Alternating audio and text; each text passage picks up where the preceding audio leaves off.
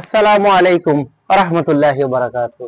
সম্মানিত দর্শক ও বন্ধুরা, আপনারা কেমন আছেন? আশা করছি ইনশাআল্লাহ তাআলা আপনারা ভালো আছেন। আজ ইসমাইল আমি আপনাদের সামনে একটি গুরুত্বপূর্ণ বিষয় নিয়ে এসেছি। বিষয়টি হচ্ছে স্রষ্টা কি আছেন?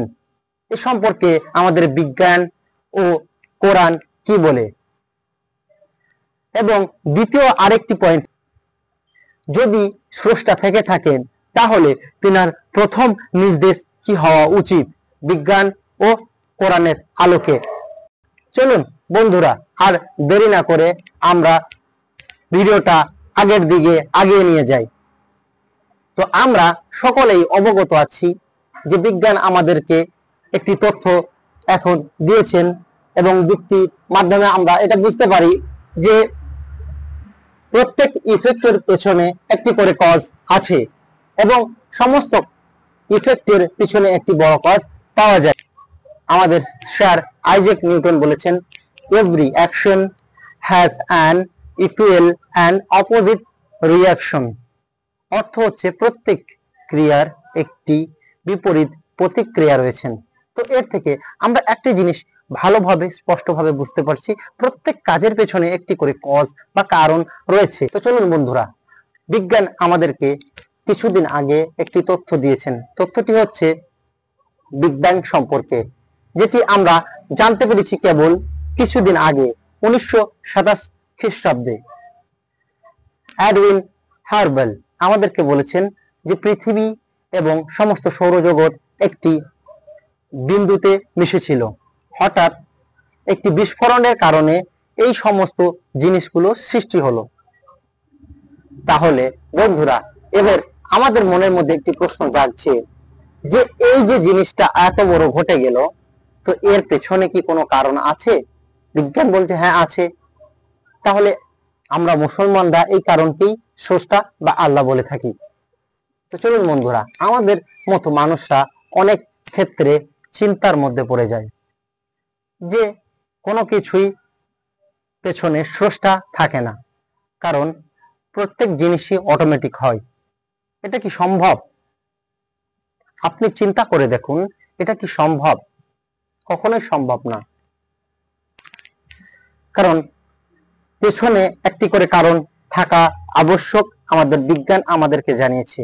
তো কোরআন এ সম্পর্কে সূরা আম্বিয়ার 30 নম্বর আয়াতে বলেছেন, অবিশ্বাসীরা কি দেখে না পৃথিবী ও আকাশ মণ্ডলী সমস্ত জিনিস একত্রে মিশেছিল, অতঃপর আমি তা পৃথক করে দিয়েছি। এবার চলুন বন্ধুরা, একটা যুক্তির এবং লজিকের মাধ্যমে আপনাদেরকে বোঝাই, তার সাথে একটি উদাহরণটি হচ্ছে যে ধরুন আমরা কোনো ম্যাজিশিয়ানের ম্যাজিক দেখতে গিয়েছি। আমরা দেখতে পাচ্ছি একজন ম্যাজিশিয়ান, তিনি কি করছেন? তিনি তার টুপি থেকে একটি পয়রাকে বা কবুতরকে বের করছেন। আমাদের লক্ষ্য থাকছে কবুতরটা অটোমেটিক বেরিয়ে যাচ্ছে, কিন্তু আমরা সকলেই অবগত আছি এই কবুতর বেরোনোর পেছনে আমার ম্যাজিশিয়ান ভাইয়ের সবচেয়ে বড় অবদান রয়েছে, আর তিনি এই কার্যকলাপ করছেন। তাহলে ভাই, একটি ম্যাজিক দেখতে গিয়ে আমরা বুঝতে পারলাম যে এই ম্যাজিকের পিছনে ম্যাজিশিয়ানের হাত রয়েছে, এটা কখনোই অটোমেটিক হয় না। তাহলে ভাই, এত বড় এবং এত সুন্দরভাবে আমাদের পৃথিবী, আকাশমণ্ডল এবং সমস্ত কিছু সৃষ্টি হয়েছে, কিভাবে হলো? প্রশ্ন কি আসে না? তাহলে এ বিষয় থেকে আমরা একটা জিনিস ভালোভাবেই বুঝতে পারলাম যে আমাদের স্রষ্টা বলে একজন আছে। হতে পারে ভগবান, যেটাই আমরা ডাকি ভগবান বলতে পারি, গড, আল্লাহ, এই বিষয়গুলো ছেড়ে দিলাম। প্রথমত একটা জিনিসে আমরা দাঁড়িয়ে পড়ি, পয়েন্ট হচ্ছে আমাদের স্রষ্টা বা সৃষ্টিকর্তা, ক্রিয়েটর আছেন। তো এবার আমাদের কর্ম কি হওয়া উচিত? যদি আমাদের স্রষ্টা থাকেন, তাহলে তেনার নির্দেশনাবলী কি হতে পারে? একবারও কি চিন্তা করেছি প্রথম নির্দেশনাবলী কি হতে পারে? চলুন আমি আপনাদেরকে কিছু যুক্তি দেখাই। পয়েন্ট নাম্বার 2 নিয়ে আমরা আলোচনা করব। এবার স্রষ্টা যদি থাকেন তাহলে তার প্রথম নির্দেশ কি হতে পারে। তো আমরা যুক্তি দিয়ে প্রথমে আলোচনা করি।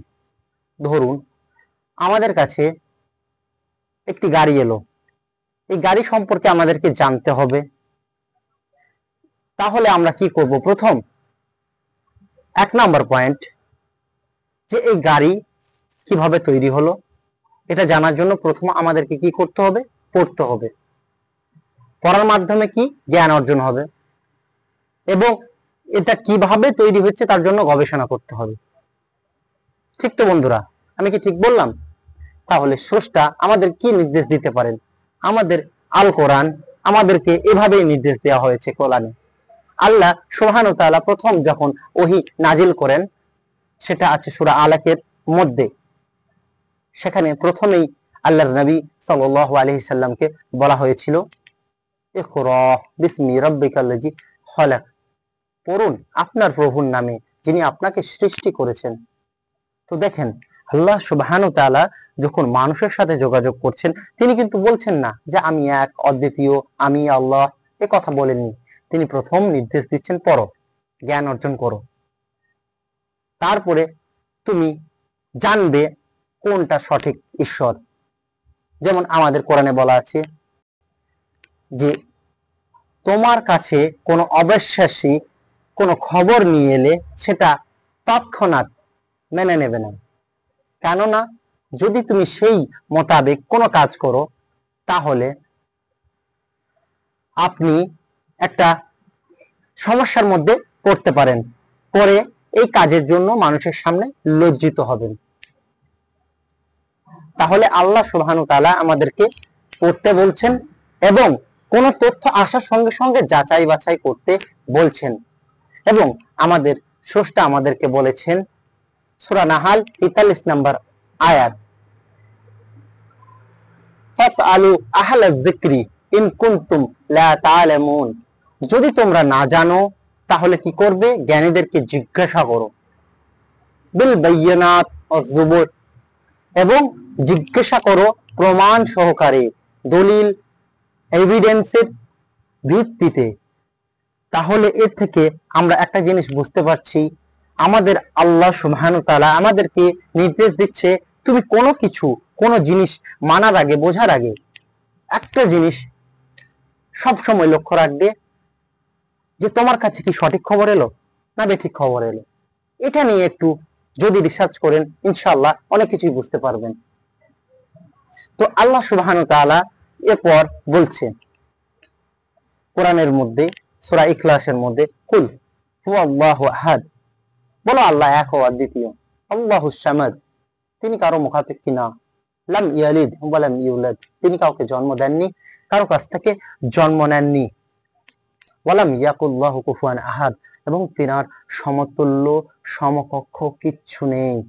তাহলে আল্লাহ সুবহানাহু ওয়া তাআলা পরবর্তীতে নিজের পরিচয় দিতে গিয়ে কি বললেন? যে যদি তুমি স্রষ্টা কাউকে মানতে চাও তাহলে তার মধ্যে এই 4টা গুণাবলী থাকতে হবে। তিনি এক ও অদ্বিতীয় হতে হবে, তিনি কারো মুখাপেক্ষী হবেন না, তিনার কারো কাছ থেকে শক্তি, খাওয়ার দাওয়ার নেওয়ার প্রয়োজন নেই। দ্বিতীয়ত তিনি ঔরসজাত ভাবে কোনো সন্তানের পিতা বা তিনার কোনো পিতা থাকবেন না। চতুর্থ, তিনার মতো কোনো সাদৃশ্য পৃথিবীর জমিন আসমান সমস্ত সৃষ্টির মধ্যে থাকবেন না। যদি এই কোয়ালিটি গুলো কারোর সাথে মিলে যায় তাহলে বুঝে নিতে হবে ভাই এ আপনার প্রকৃত স্রষ্টা। তাহলে আমরা একটা জিনিস বুঝতে পারলাম স্রষ্টা কিভাবে হতে হবে। তাই আমরা মুসলমানরা একটা কালেমা পড়ি, তাইয়্যিব, লা ইলাহা, কোনো উপাস্য নাই ইল্লাল্লাহ, আল্লাহ ব্যতীত। তো প্রথম আমরা ডিনাই করি সমস্ত ঈশ্বরকে, সমস্ত স্রষ্টাকে। তারপরে আমরা কি বলি? ইল্লাল্লাহ, তিনি হচ্ছেন আল্লাহ। কেন? তিনি এই যে সংজ্ঞা দিয়েছেন এই সংজ্ঞার ভিত্তিতে। তো আমি অমুসলিম ভাই এবং বোনদের উদ্দেশ্যে বলবো আপনারা ইসলামকে আমার ভিডিও শুনে মেনে নেবেন এটা না। আমাদের ইসলাম এই শিক্ষা দেয়নি যে আপনি শুনেই মেনে নেবেন। আপনি প্রথমে কাজ করুন, আপনি যাচাই বাছাই করুন, জ্ঞান অর্জন করুন এবং জাস্টিফাই করে দেখুন আপনার স্রষ্টা কে হতে পারে? তিনি কি রাম হতে পারেন? তিনি কি কৃষ্ণ হতে পারেন? তিনি কি ভোলেনাথ হতে পারেন? বা তিনি কি যিশু হতে পারেন? নাকি আমাদের আল্লাহ? আল্লাহ আপনাকে জ্ঞান দিয়েছে ভাইজান, তো আপনি এই জ্ঞানের সৎ ব্যবহার করুন, এবং এই সৎ ব্যবহার করার মাধ্যমে আপনি বুঝে নিন আপনার সঠিক ধর্ম কোনটি, এবং আপনার স্রষ্টা আপনার সাথে সঠিকভাবে কোন প্রসেসে যোগাযোগ করেছেন। যদি আমার ভিডিওটা ভালো লাগে তো প্লিজ দয়া করে সাবস্ক্রাইবার বাটনটি প্রেস করে বেল আইকনে প্রেস করুন, এবং আমার নিত্য নতুন ভিডিও পাওয়ার জন্য আপনারা আমার সাথে থাকুন। আসসালামু আলাইকুম ওয়া রাহমাতুল্লাহি ওয়া বারাকাতুহু।